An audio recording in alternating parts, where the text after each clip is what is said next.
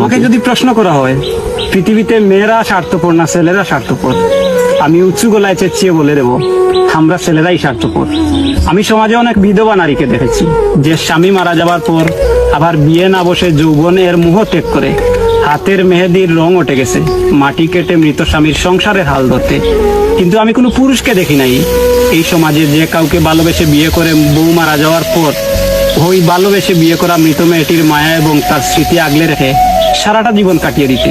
পুরুষ তুমি টক টক করে থেকে আনন্দে উল্লসিত হও, মেয়েটা যখন ফার্মেসি থেকে চুপি সারে সেনোরার প্যাকেট কিনে।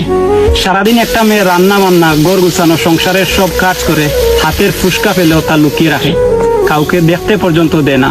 তারপরেও স্বামী এসে বলে মেয়েটা নাকি অকর্মা।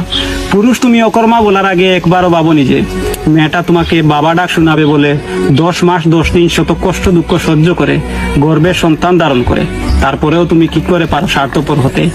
12 হাত কাপড়ে ঢেকে রাখা মেয়ের দেহ থেকে কাপড় সরিয়ে নেওয়ার আগে ভাবতে পারো না তোমার ঘরের মা বোনও একজন নারী।